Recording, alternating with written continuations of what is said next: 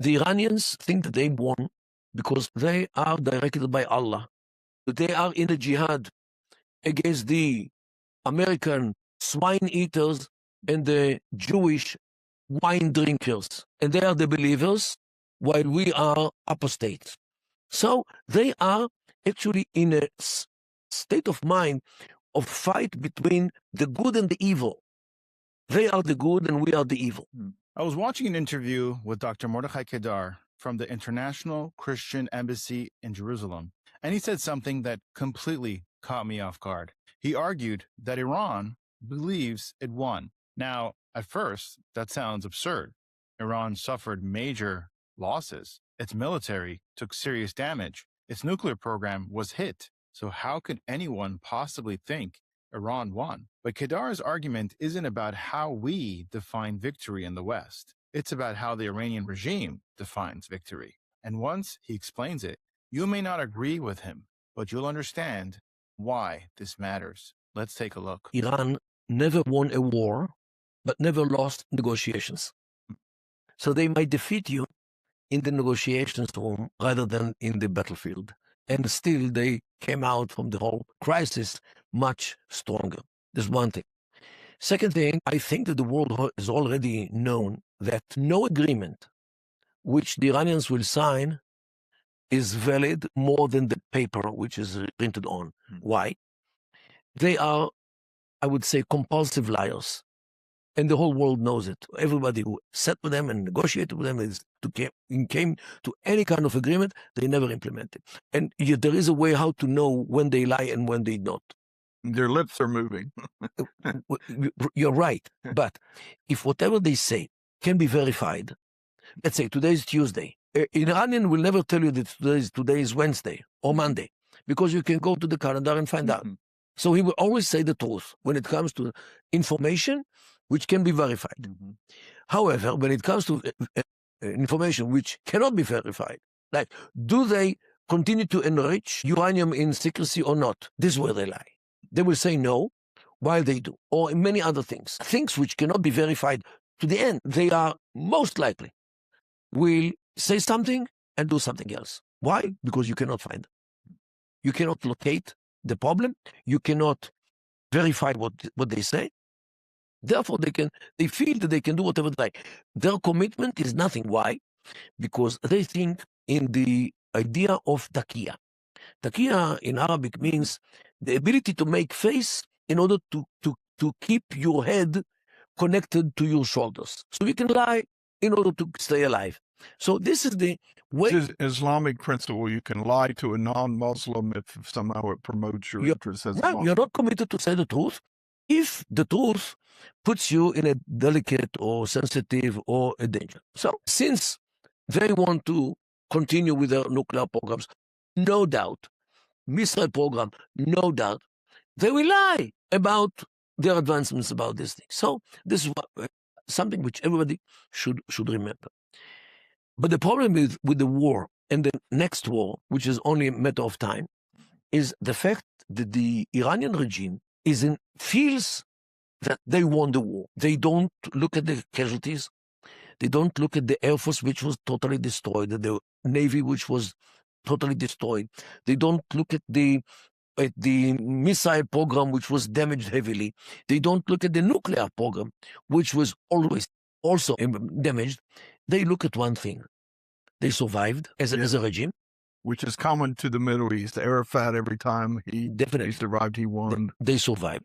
Secondly, they don't only survive, they can continue to kill their own people, as they did in January and December last, and killed who knows how many dozens of thousands of people. And unfortunately, from our point of view, any agreement or any set of requests which was given by the United States and other negotiators, never. People talk about human rights in Iran. There are demands about the nuclear program. There are demands about the missile program.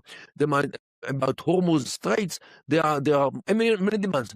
No, not even one time they were demanded to honor human rights. The Iranian people feel that this is a betrayal of the free world. That the free world does not at least say something, demand something, ask something, as if the Iranian regime never killed anybody. in the streets. Yeah, it was disappointing. Trump said we're on the way, and then Help is on the way. And in all these talks, there's nothing about not attacking your own people. The world forgot about this. And this is something which, in my view, is actually a moral stain on the West, which enjoys freedom. As we sit here, we enjoy freedom. But the West does not even ask Iran to do something to become more humane compared to what they are. And this is a real disappointment for me personally.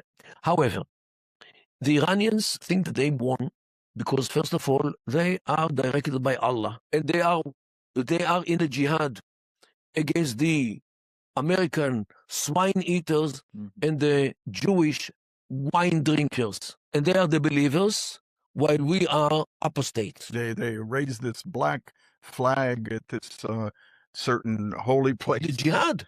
For jihad, the black flag. Look, jihad. they are modern children. They are in a jihad between the good and the evil and the Satans. Look, America is the big Satan. We are the small Satan. So they are actually in a state of mind of fight between the good and the evil. They are the good and we are the evil. This is what they think. And the good won because the evil did not succeed to topple the good one. So this is the first thing. Not only this, Allah tests them if they will be loyal to Allah in spite of all the hardships, in spite of the American and the Israeli bombs. Okay, this is a very important point, which I believe that most of our viewers don't think in this way.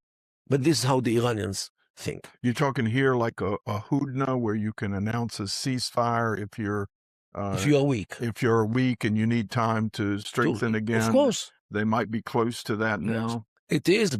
It's called in the Islamic discourse the Peace of Hudaybiyah. Peace of Hudaybiyah is something which Muhammad gave to the temporary peace, gave to the infidels of Mecca for almost 10 years, and he violated it only after 2 years. 2 years, yeah. When they thought that they are safe and sound for at least 8 more years. So this is the precedent that you can give the infidel as a Muslim. You can give him a temporary peace, and you can breach it whenever you think that you're strong enough. You're strong enough, and the enemy is weak enough.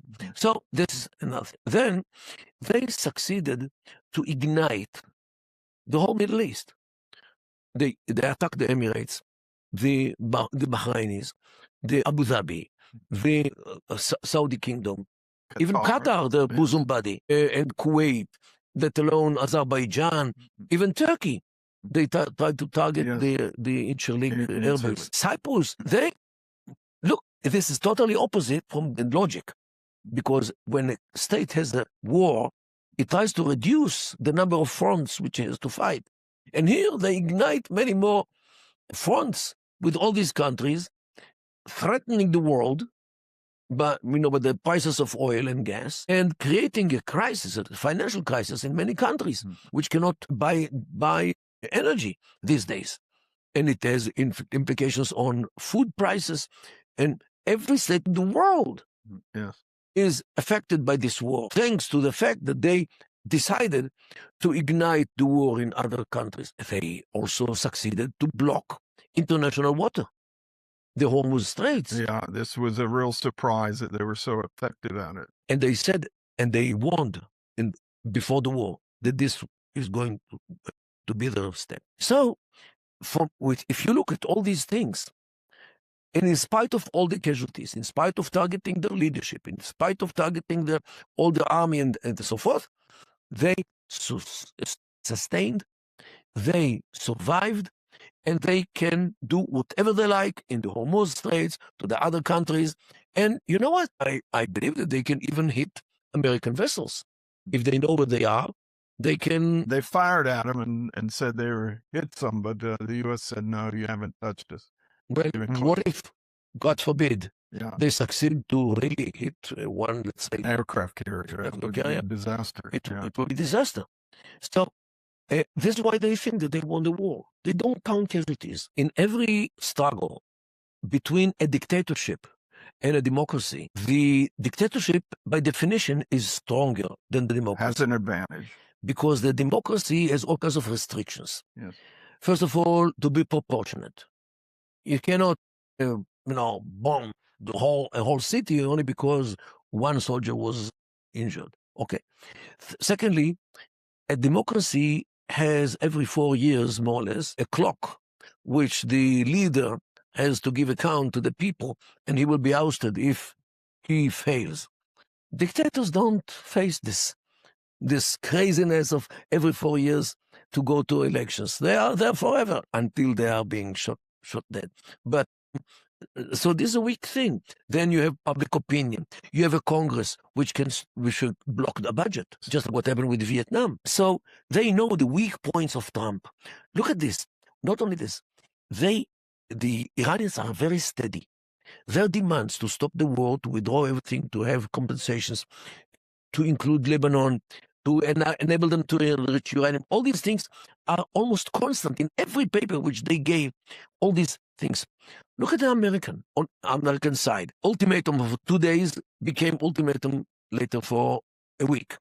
Then it came another 10 days. Then another 2 weeks. Means ultimatum means that there is an end, but this is an endless ultimatum, which actually is useless. It's meaningless. So they sit and they laugh. Yes. They laugh at what happens in They America. think Trump is bluffing. No, they don't know what he wants. Yes. They know what they want. And they are more than sure that every advisor pulls them to another direction. Yes. They have one man to make the decisions. It's Mujtaba Khamenei or Wahidi, the head of the IRGC. They don't hesitate. They don't change their mind. They have a very steady standpoint. And they know what they want, and they demand what they want. What do the Americans want? Nobody knows. Because if you read the paper which Americans would accept on Sunday, it's totally different from Monday and Tuesday and Wednesday. So they are, in my humble view, they're making fun out of the American side with all the power, all the ships, and the American society. How many percent are against the war? It's around 60%. Here you are, a majority, clear majority against the war, and they know it.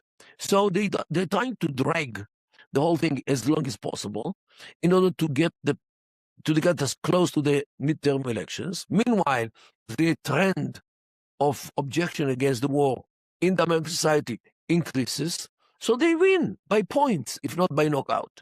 Mhm. So this is their strategy, to drag you, to postpone, to buy more time, because time works for them. Meanwhile, they renew the nuclear program, the missile program, the other things. They renew their abilities, while the Americans are losing legitimacy to do anything against Iran.